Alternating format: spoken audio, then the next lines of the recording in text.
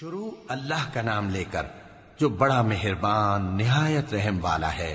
طٰہٰ، اے نبی صلی اللہ علیہ وآلہ وسلم، ہم نے تم پر قرآن اس لیے نازل نہیں کیا کہ تم مشقت میں پڑ جاؤ، مگر ہر اس شخص کی نصیحت کے لیے نازل کیا ہے جو خوف رکھتا ہے۔ یہ اس ذات کا اتارا ہوا ہے جس نے زمین اور اونچے اونچے آسمان بنائے، یعنی رحمان، جو عرش پر جلوہ افروز ہوا۔ جو کچھ آسمانوں میں ہے اور جو کچھ زمین میں ہے اور جو کچھ ان دونوں کے بیچ میں ہے اور جو کچھ مٹی کے نیچے ہے، سب اسی کا ہے۔ اور اگر تم پکار کر بات کہو تو کیا ہے، وہ تو آہستہ کہی ہوئی اور نہایت پوشیدہ بات تک کو جانتا ہے۔ اللہ وہ معبود برحق ہے کہ اس کے سوا کوئی معبود نہیں ہے، اس کے سب نام اچھے ہیں۔ اور کیا تمہیں موسیٰ کے حال کی خبر ملی ہے؟ جب انہوں نے آگ دیکھی تو اپنے گھر والوں سے کہا کہ تم یہاں ٹھہرو، میں نے آگ دیکھی ہے، میں وہاں جاتا ہوں، شاید اس میں سے میں تمہارے پاس انگارہ لاؤں یا آگ کے مقام سے اپنا رستہ معلوم کر سکوں۔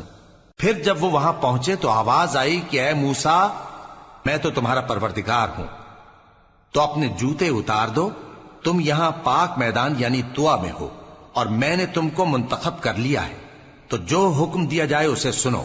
بے شک میں ہی اللہ ہوں، میرے سوا کوئی معبود نہیں، تو میری عبادت کیا کرو اور میری یاد کے لیے نماز پڑھا کرو۔ قیامت یقیناً آنے والی ہے، میں چاہتا ہوں کہ اس کے وقت کو پوشیدہ رکھوں تاکہ ہر شخص جو کوشش کرے اس کا بدلہ پائے۔ تو جو شخص اس پر ایمان نہیں رکھتا اور اپنی خواہش کے پیچھے چلتا ہے، کہیں تم کو اس کے یقین سے روک نہ دے، تو اس صورت میں تم ہلاک ہو جاؤ۔ اور اے موسیٰ، یہ تمہارے داہنے ہاتھ میں کیا ہے؟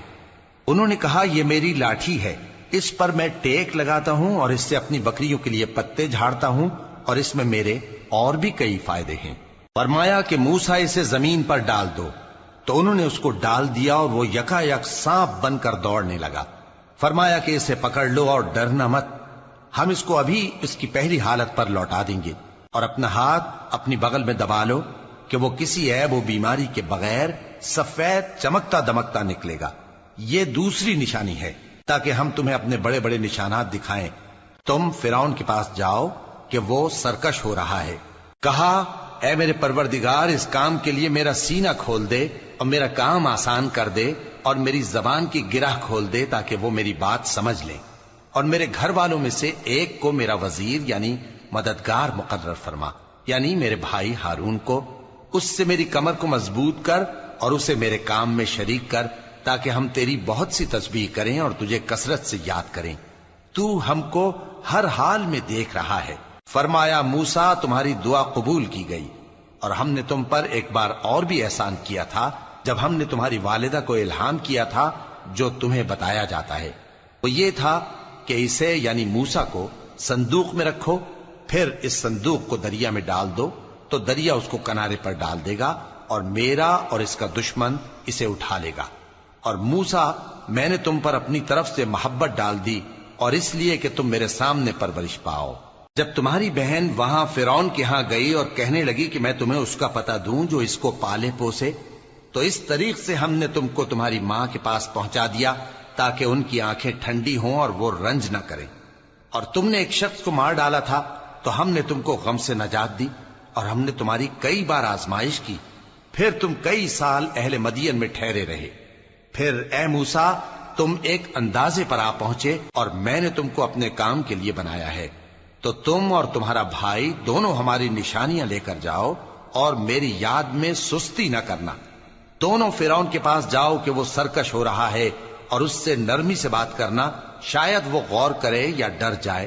دونوں کہنے لگے کہ اے ہمارے پروردگار، ہمیں خوف ہے کہ وہ ہم پر زیادتی کرنے لگے یا زیادہ سرکش ہو جائے۔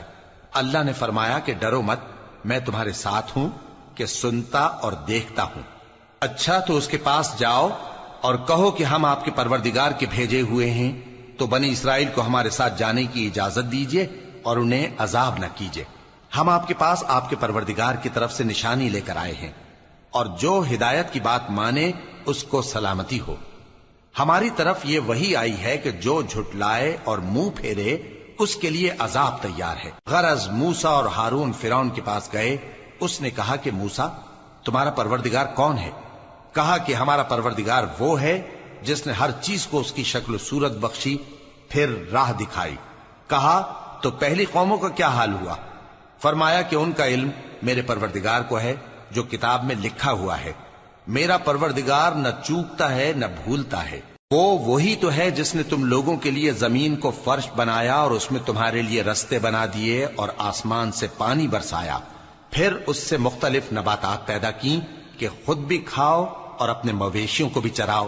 بے شک ان باتوں میں عقل والوں کے لیے بہت سی نشانیاں ہیں۔ اسی زمین سے ہم نے تم کو پیدا کیا اور اسی میں ہم تمہیں لوٹائیں گے اور اسی سے ہم تمہیں دوسری دفعہ نکالیں گے۔ اور ہم نے فرعون کو اپنی سب نشانیاں دکھائیں، مگر وہ تکذیب اور انکار ہی کرتا رہا۔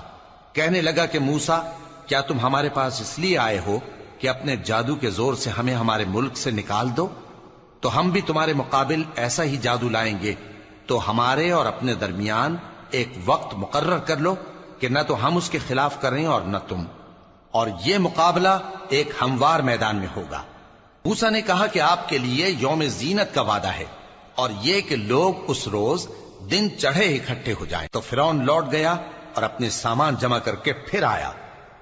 موسیٰ نے ان جادوگروں سے کہا کہ یہ تمہاری بربادی ہوگی، اللہ پر جھوٹ نہ باندھو، وہ تمہیں عذاب سے فنا کر دے گا، اور جس نے جھوٹ باندھا وہ نامراد رہا۔ تو وہ باہم اپنے معاملے میں جھگڑنے اور چپکے سرگوشی کرنے لگے۔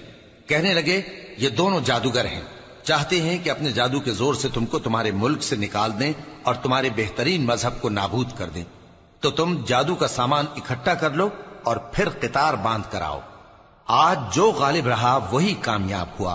جادوگر بولے کہ موسیٰ، یا تو تم اپنی چیز ڈالو یا ہم اپنی چیزیں پہلے ڈالتے ہیں۔ موسیٰ نے کہا بلکہ تم ہی پہلے ڈالو۔ جب انہوں نے چیزیں ڈالیں تو یکا یک ان کی رسیاں اور لاٹھیاں موسیٰ کے خیال میں ایسی آنے لگیں کہ وہ میدان میں ادھر ادھر دوڑ رہی ہیں۔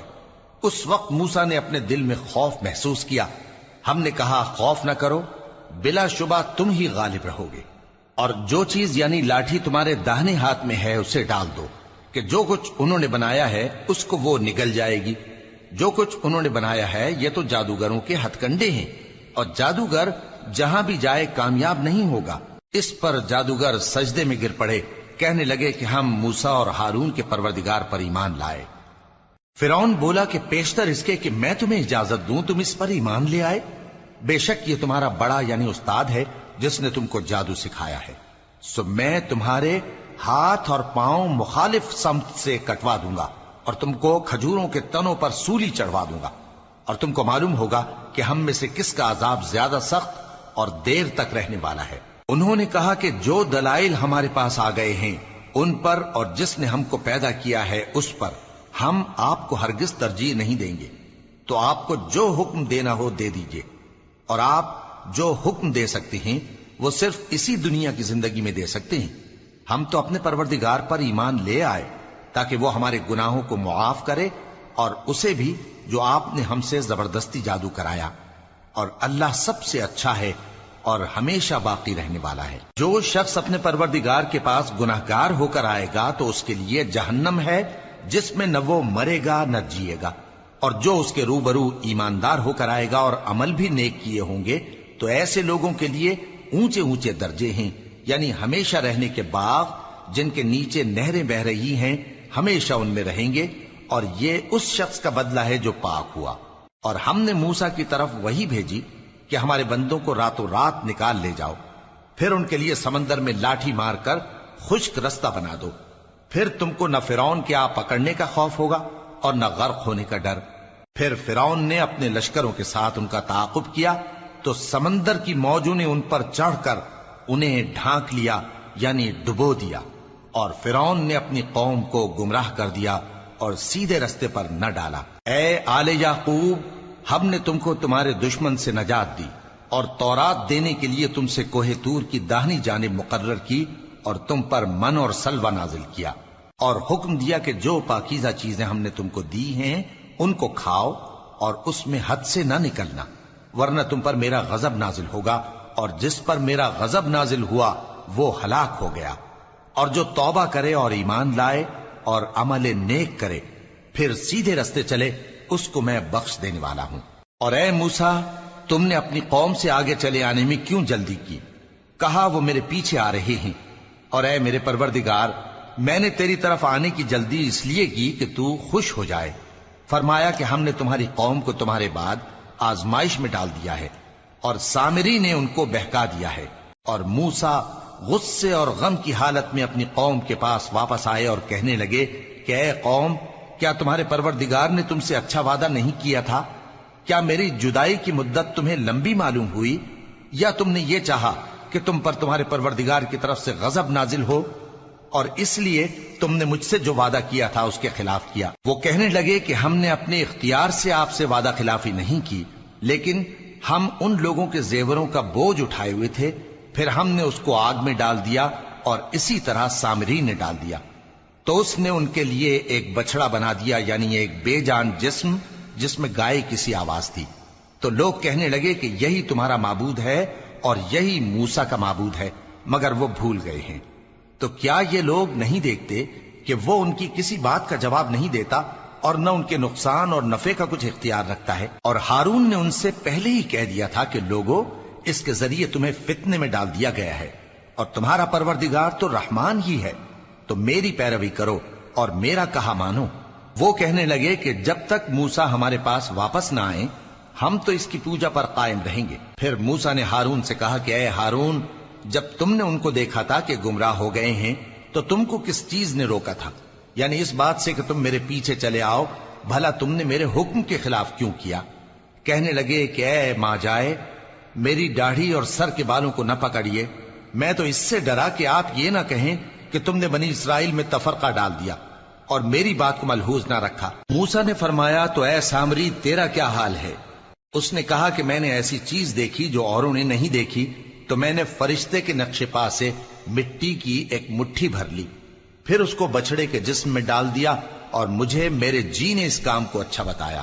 موسیٰ نے کہا جا، تجھ کو دنیا کی زندگی میں یہ سزا ہے کہ کہتا رہے کہ مجھ کو ہاتھ نہ لگانا، اور تیرے لیے ایک اور وعدہ ہے، یعنی عذاب کا جو تجھ سے ٹل نہ سکے گا، اور جس معبود کی پوجا پر تو جمع ہوا تھا اس کو دیکھ، ہم اسے جلا دیں گے، پھر اس کی راکھ کو اڑا کر دریا میں بکھیر دیں گے۔ تمہارا معبود تو اللہ ہی ہے، جس کے سوا کوئی معبود نہیں، اس کا علم ہر چیز پر محیط ہے۔ اس طرح ہم تم سے وہ حالات بیان کرتے ہیں جو گزر چکے ہیں، اور ہم نے تمہیں اپنے پاس سے نصیحت کی کتاب عطا فرمائی ہے۔ جو شخص اس سے منہ پھیرے گا وہ قیامت کے دن گناہ کا بوجھ اٹھائے گا۔ ایسے لوگ ہمیشہ اس عذاب میں مبتلا رہیں گے، اور یہ بوجھ قیامت کے روز ان کے لیے برا ہوگا، جس روز سور پھونکا جائے گا، اور ہم گناہگاروں کو یوں اکٹھا کریں گے کہ ان کی آنکھیں نیلی نیلی ہوں گی۔ تو وہ آپس میں آہستہ آہستہ کہیں گے کہ تم دنیا میں صرف 10 ہی دن رہے ہو، جو باتیں یہ کریں گے ہم خوب جانتے ہیں۔ اس وقت ان میں سب سے اچھی راہ والا یعنی عاقل و ہوش مند کہے گا کہ نہیں، بلکہ صرف ایک ہی روز ٹھہرے ہو۔ اور اے نبی صلی اللہ علیہ وآلہ وسلم، لوگ تم سے پہاڑوں کے بارے میں دریافت کرتے ہیں، کہہ دو کہ میرا رب ان کو راکھ بنا کر بکھیر دے گا، پھر زمین کو ہموار میدان کر چھوڑے گا جس میں تم کوئی نشیب و فراز نہ دیکھو گے۔ اس روز لوگ پکارنے والے کے پیچھے چلیں گے اور اس کی پیروی سے انحراف نہ کر سکیں گے، اور رحمان کے سامنے آوازیں پست ہو جائیں گی، تو تم ایک ہلکی آواز کے سوا کوئی آواز نہ سنو گے۔ اس روز کسی کی سفارش کچھ فائدہ نہ دے گی مگر اس شخص کی جسے رحمان اجازت دے اور اس کی بات کو پسند فرمائے۔ جو کچھ ان کے آگے ہے اور جو کچھ ان کے پیچھے ہے وہ اس کو جانتا ہے، اور وہ اپنے علم سے اللہ کے علم کا احاطہ نہیں کر سکتی۔ اور اس زندہ و قائم کے روبرو منہ لٹک جائیں گے، اور جس نے ظلم کا بوجھ اٹھایا وہ نامراد رہا، اور جو نیک کام کرے گا اور مومن بھی ہوگا تو اس کو نہ ظلم کا خوف ہوگا اور نہ نقصان کا۔ اور ہم نے اس کو اسی طرح کا قرآن عربی نازل کیا ہے، اور اس میں طرح طرح کے ڈراوے بیان کر دیے ہیں تاکہ لوگ پرہیزگار بنیں یا اللہ ان کے لیے نصیحت پیدا کر دے۔ تو اللہ جو سچا بادشاہ ہے، عالی قدر ہے، اور قرآن کی وحی جو تمہاری طرف بھیجی جاتی ہے اس کے پورا ہونے سے پہلے قرآن کے پڑھنے میں جلدی نہ کیا کرو، اور دعا کرو کہ میرے پروردگار مجھے اور زیادہ علم دے۔ اور ہم نے پہلے آدم سے عہد لیا تھا مگر وہ اسے بھول گئے، اور ہم نے ان میں ارادے کی پختگی نہ پائی۔ اور جب ہم نے فرشتوں سے کہا کہ آدم کے آگے سجدہ کرو تو سب سجدے میں گر پڑے مگر ابلیس نے انکار کیا۔ اس پر ہم نے فرمایا کہ آدم، یہ تمہارا اور تمہاری بیوی کا دشمن ہے، تو یہ کہیں تم دونوں کو بہشت سے نہ نکلوا دے، پھر تم تکلیف میں پڑ جاؤ۔